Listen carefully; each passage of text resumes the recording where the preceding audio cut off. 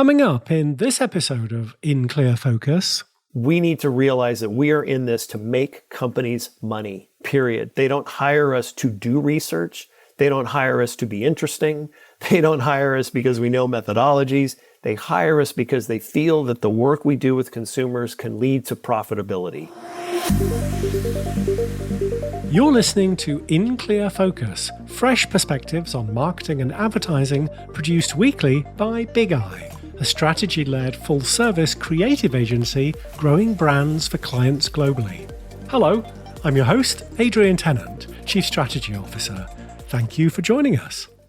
Understanding consumer behavior is more critical than ever in today's rapidly evolving business landscape. The consumer insights industry plays a pivotal role in helping brand marketers and agencies make informed decisions, develop effective strategies, and stay ahead of the competition. Our guest today believes that the consumer insights industry is at a crucial turning point. Brett Townsend is the SVP of Strategy at Questa and has had a successful career generating sizable revenue on both the corporate and agency sides of consumer research. Brett has been responsible for domestic and global branding and innovation projects for brands including Pepsi, Doritos, Ruffles, Frigidaire, and retailers such as Walmart and Lowe's. Brett served on the board of directors for the Insights Association, acting as chairperson in 2022. During his time as chair, the Insights Association increased its membership by 15% and launched the Idea Council and Ideator program, which offers diversity and inclusion initiatives in the insights industry. Brett is also the co-author of a new book, Insights on the Brink, Revitalizing the Market Research and Analytics Industry, which examines the current state of the consumer insights profession and offers a roadmap for its evolution. To discuss some of his book's key ideas, I'm delighted that Brett is joining us today from North Carolina. Brett, welcome to In Clear Focus. Thanks, Adrian. I appreciate being here. So, Brett, what led you to consumer insights as a career? I actually started my career in TV and radio broadcasting is what my undergrad was in, and I was doing sports broadcasting and really enjoying it, but didn't think I wanted to do it my whole life. And so I had a marketing minor and I had a friend who I networked with who got me in with Nielsen Media Research, and then that just kind of started my path towards really focusing on consumer insights. Today, you're the SVP of Strategy at Questa. What does your role entail there? So really, it's a couple of things. One, it's developing strategy within Questa to develop new solutions and new ways of thinking and new things that we can offer to our clients. But then it's also helping our clients with strategy. So Questa is a branding and innovation strategy firm, and we really focus on consulting and using insights as a piece of the overall strategic puzzle that we're helping our clients with. And one of the things that we see a lot with our clients is that once they have the story in hand, once they have their questions answered, and once we've worked with them, one of the things that they then need a little bit of assistance on is how do you seed that through the organization? How do you work cross-functionally to get people on your side? How do you layer up to the senior executives to really help them see the vision of this? And given my background, especially with my 15 years on the corporate side and having been in those meetings with CMOs and CEOs and high-level people, that is something I'm helping them with is, okay, now that the project's done, what do you do? How do you really activate this? How do you make this sing, so to speak, and bring it to life? And I also help with that as well.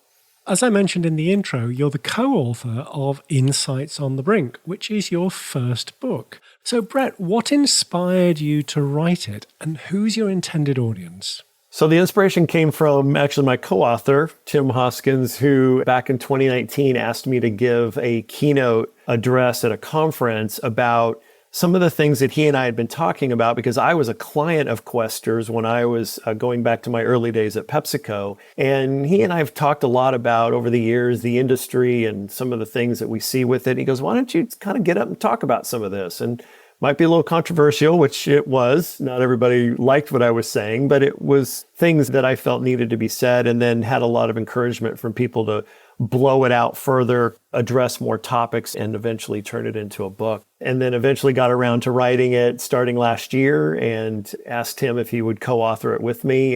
It's all based on experiences, our experiences and things that we've seen in the industry and things that we've experienced through both the corporate lens and the agency lens. And it's really meant to start conversations within the industry because the industry needs to evolve. And there are multiple ways that that can happen, a lot of which we address in the book. But really, we just want people to start realizing that insights are being marginalized and departments are being cut and budgets are being cut and people are being laid off. And it's a lot of times because we have not shown our value. And we have not given companies a great reason to believe that we are contributing to the bottom line. So it's really helping the industry evolve past the academic and clinical beginnings of our industry to more of what the business is demanding to really make action and create great products and create solutions for consumers and to have that empathy that we need to bring. And so it's really just kind of a rallying cry, but also a conversation point for the industry as a whole. Well, let's dive into some of the topics. First of all, your book argues that the consumer insights industry is at a crossroads. So, Brett, can you elaborate on why you believe it's such a critical time for the industry? Yeah, I kind of alluded to it, but yeah, we can talk about it a little bit more where, we did the title Insights on the Brink because we feel like the industry is either on the brink of losing its influence or reasserting its value, but it is all dependent on us. And the reason why we're at a crossroads is that we are seeing a lot of research departments, budgets being cut, headcounts being cut. In some instances, we're seeing the entire consumer insights department being let go. And we're seeing CEOs outsourcing insights to the major consulting firms because they're more interested in outcomes than the data and information that we're giving them. And so we're at this point where we're still holding on to a lot of decades-old methodologies that were developed by people who are not in the business world and didn't have the type of demands that they have now. And realizing that if we continue down the path that we've been on, we're going to continue to see this marginalization. And so the crossroads comes where we have to decide, are we happy with the way things have been going, which nobody should be, or do we want to make some change about it? And change is going to take time. It's going to take a long time to change the mindset and to change attitudes within our own industry about how we should go about looking at our jobs and what we should be doing. But too many people, I feel, are talking about the future of insights with AI and everything else, but the future is going to look a lot like the present unless we change a few things. Well, in your book, you assert that the consumer insights industry needs to break free from its academic and clinical past. Brett, how has an academic approach hindered the industry's progress in your view? Yeah, so I want to start by saying that this is not an indictment on academia at all. In fact, we continue to need to be joined at the hip with them because there's a lot that goes on there that really fuels and feeds what we do. Some great techniques and thinking comes from academia. So I want to make that clear that we're not saying that we need to break completely free. But we are in very different situations. So we talk about going down two different paths. And so a lot of times we're using the same methodologies that were developed by clinicians 50 years ago, 70 years ago. And they were created at the time to prove the viability of the methodologies, not to provide answers for businesses to make money.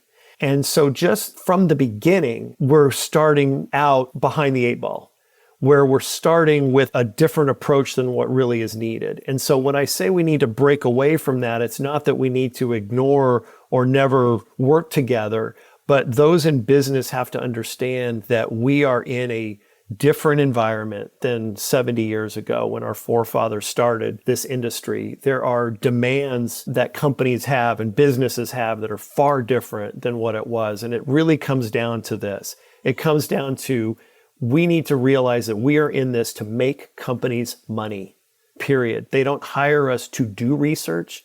They don't hire us to be interesting. They don't hire us because we know methodologies. They hire us because they feel that the work we do with consumers can lead to profitability. And that's a very different mindset than academia.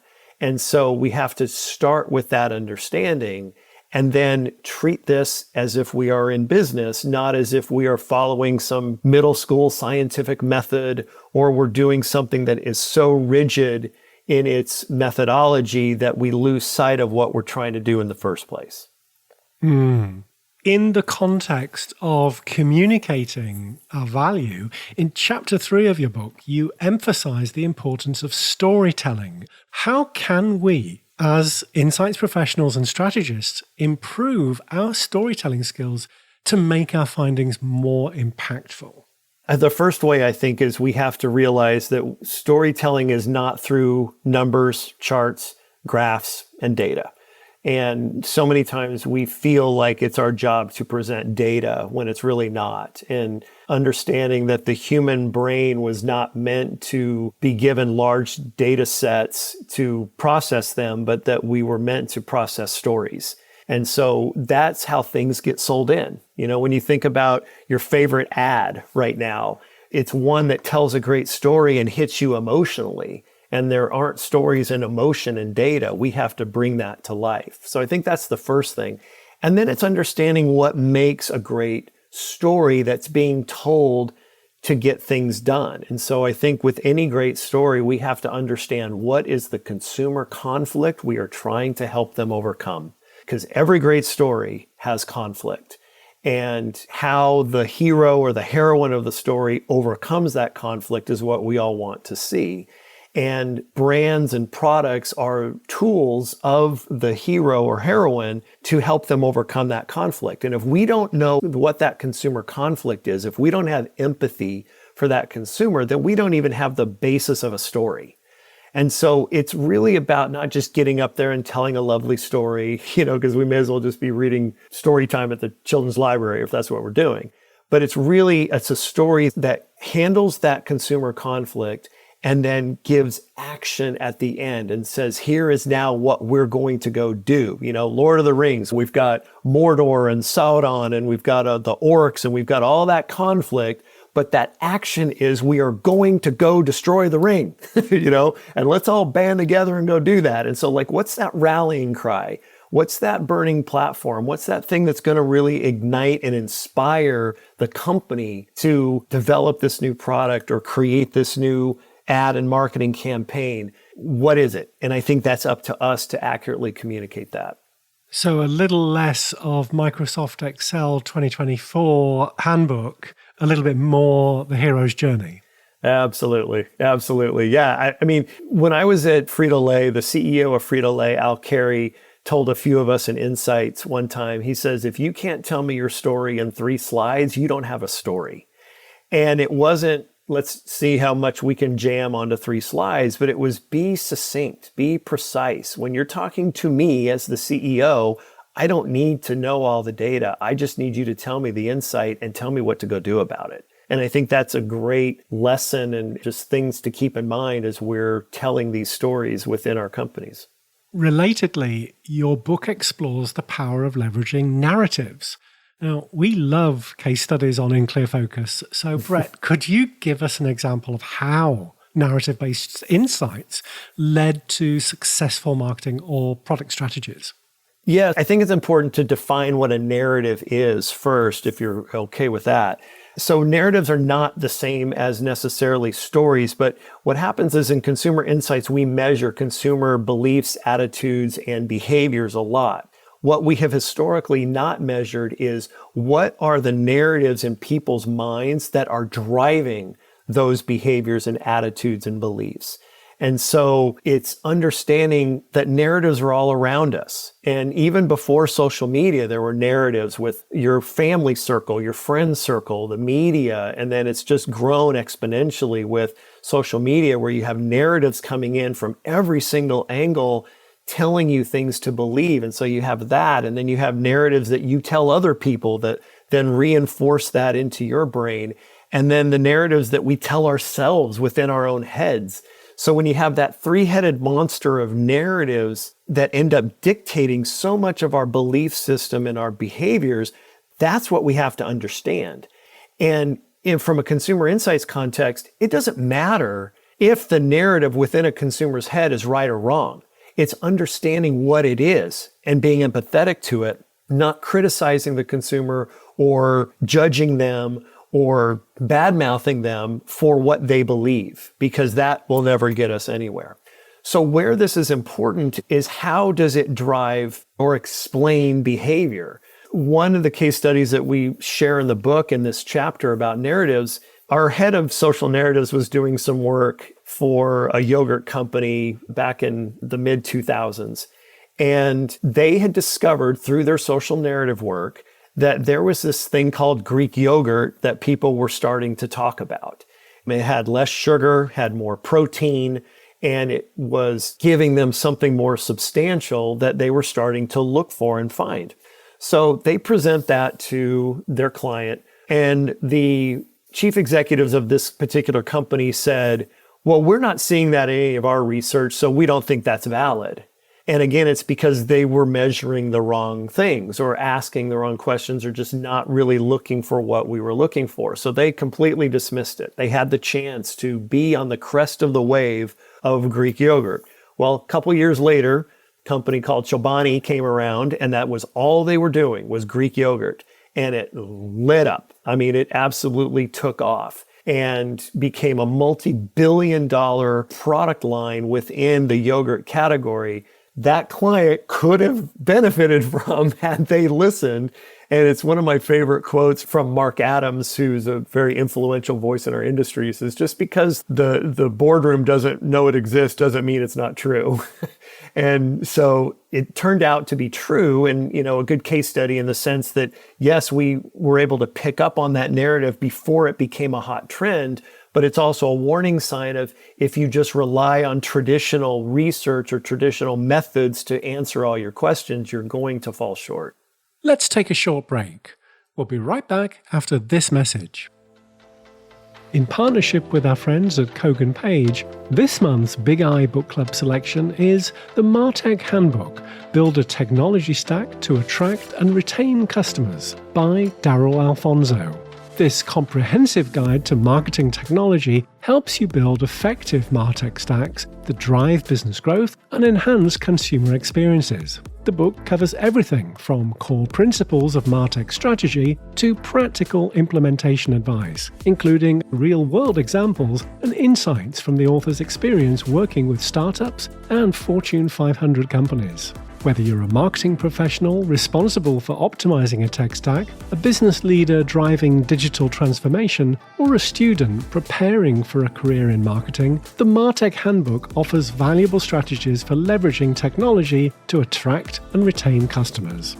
As an InClear Focus listener, you can save 25% on the MarTech Handbook when you order directly from the publisher at koganpage.com. Just enter the exclusive promo code BIGEYE25 at checkout. Shipping is always complimentary for customers in the US and the UK. So let the MarTech Handbook help you build a MarTech stack that drives real business value and keeps you ahead in digital marketing. Welcome back. I'm talking with Brett Townsend, the SVP of Strategy at Questa and the co-author of Insights on the Brink, Revitalizing the Market Research and Analytics Industry. In the 5th chapter of Insights on the Brink, you discuss the role of human emotion in consumer insights. Brett, how can insights professionals better capture and utilize emotional data in our work? First of all, it's understanding that every decision we make as humans is emotionally driven. And we make emotional decisions that then we try to rationalize with practical means after we make them, which it explains why we make completely irrational decisions that make perfect sense to us, because we're trying to explain an emotional decision in rational terms, and it doesn't work. And so I think it's understanding that emotion has everything to do with decisions that we make. And then it's really understanding the best way to do that. So then what has happened over the last 10 years is you've had this whole thing about system 1 and system 2 measurement, where system 1 is that more instinctual, animalistic type, non-conscious response or subconscious response. And then system 2 is the frontal lobe that is the judgment center that can override system 1. But what has happened is we've had two different camps, and you're either in a system 1 camp or a system 2 camp. What we're saying in this chapter, through the help of some very brilliant neuroscientists, the brain is an integrated organ. You can't separate system 1 from system 2 and be able to explain things. So the old way of questioning and doing market research was strictly system 2. Give surveys, ask questions, and you just have to take what people are telling you. And then you have system 1, which was able to understand some of the things that were going on in the subconscious and use that as another way to measure it, which is good. But if you swing the pendulum too far that way, then you're missing the fact that the brain makes decisions with both parts, not just one or the other. And so there's a number of different ways to do that. But really what it comes down to is trying to be source agnostic, trying to be creative, and trying to understand the best ways to see where emotion fits within your particular brand or product. So a quick way that we did this was at Electrolux, where when we were looking at refrigerators, we were trying to show how they try to explain their rational decisions. And so we would ask couples who were in the market for a new refrigerator to tell us how much they were going to set for their budget, and then go and look for refrigerators that fit their budget and tell us which one they would buy. We would be in a Lowe's or a Home Depot doing this. And they'd come back and tell us which one they would buy. We asked them why, and they would give us very logical, rational reasons. And each time they did that, we would point out a flaw in their thinking, saying, well, you could have gone with this one because it's bigger, or that one because it has more features, or whatever else. And so then it finally took us a couple of layers, but then one or both of them would say, well, we just saw it and we loved it. Or we just saw it and loved the design. Or we loved it and it was just beautiful. Or I could instantly imagine it in my kitchen. And we're like, there you go. That's the emotion that drove their decision, but they were trying to explain it rationally. And so it's just understanding at what level that takes place with your brand or product. And there's a number of ways to do that, but it's just keeping an open mind and realizing that there are ways to measure this. We need to measure this because nobody just makes logical decisions.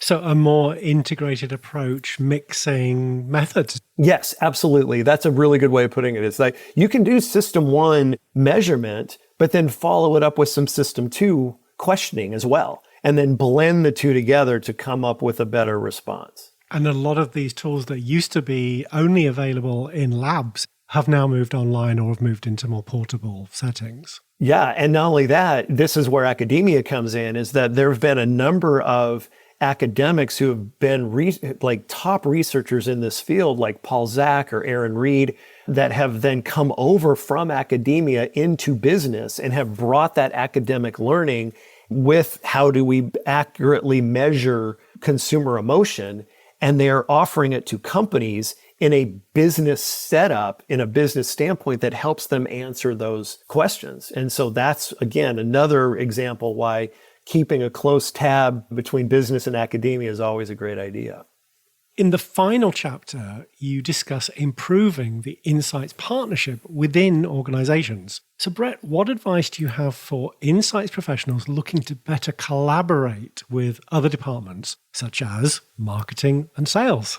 Yeah, so I think there's a number of different things. I think, first of all, really work on your persuasion, work on your relationship building. People trust people that they are friends with or that they know or that they've had conversations with or things. And so it's getting to know and really understanding the business of the other parts of your company. And so it's learning the product development process, learning the sales process, learning about marketing, and then you can better understand how what you're doing in consumer insights fits in with the rest of the business. And you can empathize with your coworkers and relate to them bring them solutions that they may not have thought about because you understand their part of the business. And so that developing that business acumen and developing those relationships, I think, is the number one most important thing. And then it really is just a matter of we have to do our jobs better. A lot of the things that we talk about in the book about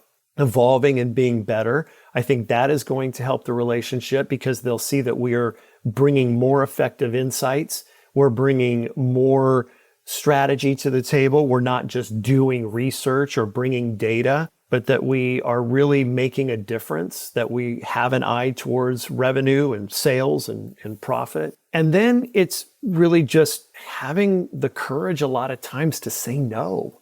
There's research that we should not be doing that we do because we're trying to be nice or people pleasers, or maybe we're afraid for our jobs because of cutbacks and things. And so we just kind of go along with what is going on, but we're not helping anyone with that because it doesn't bring, in many cases, those types of products don't bring back anything useful. They're not actionable. And the person whose idea it was isn't the one who gets blamed. It's the insights person who does. And so we just keep this circle going. And so I really think it's having the courage to not just say no, but no, but. I don't think that's a good approach, but here is a way that I feel like we could do it. Or instead of telling me we need to do focus groups, how about you tell me what problem you're trying to solve or what question you're trying to answer? What does success look like at the end of this? And then we can figure out how to go about doing it. So it's just really asking more questions, listening more, and the empathy that we should be showing to consumers, we also show to our coworkers. Yeah, it sounds like we need to maybe reconsider how we think about research briefs, for example, or the research design.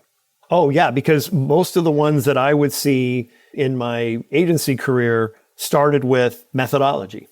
We need to do focus groups that do bop, bop, bop, or we need to do one-on-one interviews in these markets. And you're going, well, you have to get all the way down to the end of the brief, or maybe it's not even there at all, about what are we actually doing?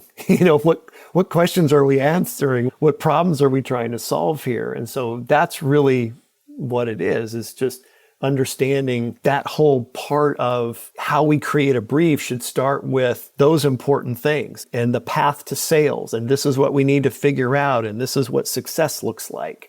And then we go from there.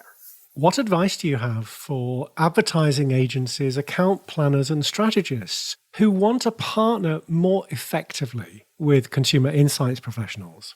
Well, it's great that they would want to partner with them because I've seen it where ad agencies and other people don't want to partner with insights because they don't want to be told that what they're doing doesn't work, or they want to have their own creative license to do whatever. But I think it's important for those ad agencies to look at the insights people within their corporations as kind of not only their best friend, but their guiding light towards this. Because when it all comes down to it, advertising is to help sell products.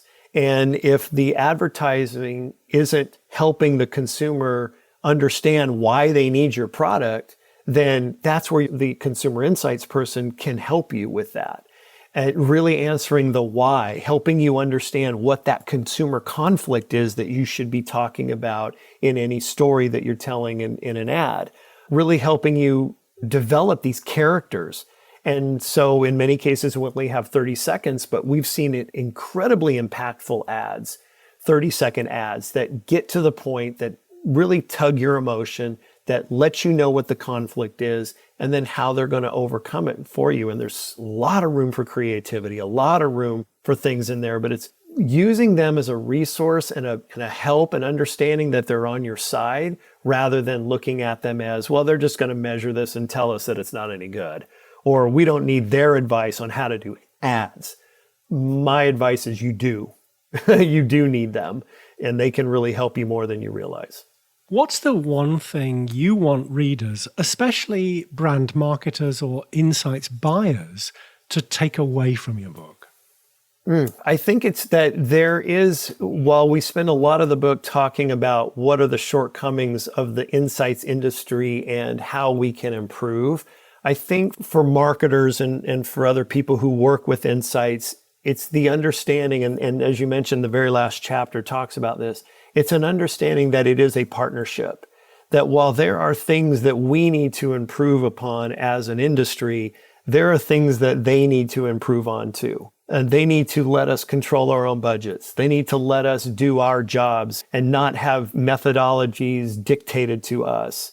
That we need to have a greater role in the storytelling and the story development, and to really use us as the consumer whisperer to really help tap into the empathy that a company should have for the consumer overall, which leads to really great solutions. It's also, and I think this goes all the way up to the CEO level, is putting the responsibility of the consumer on the entire company, not just on consumer insights. And that's something that Jeff Bezos has done very publicly, where he's talked so much about the customer obsession that Amazon has, and that it's everybody's responsibility to take the consumer into consideration, not just marketing or not just insights. And I think a lot of people would really benefit from saying that it's everybody's responsibility to have that consumer empathy and then develop stories and products and things that really meet their needs. Well, this has been a very insightful conversation, Brett. If listeners would like to learn more about your work at Quester or your book, Insights on the Brink, what's the best way to do so? You can just go to quester.com. That's where you can learn about our company, kind of what we do, and just see how we walk the walk of the principles that we write about in the book. You can find the book on Amazon. Type in Insights on the Brink and you'll find it there.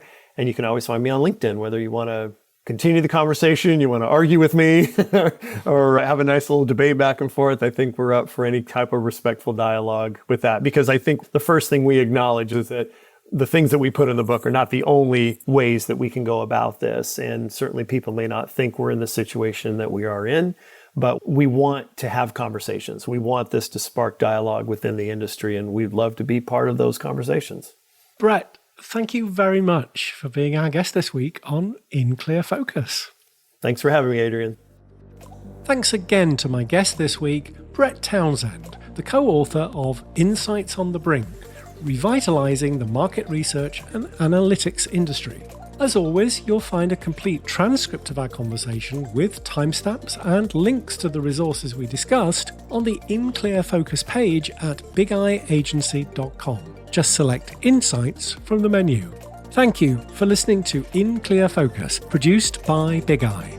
I've been your host, Adrian Tennant. Until next week, goodbye.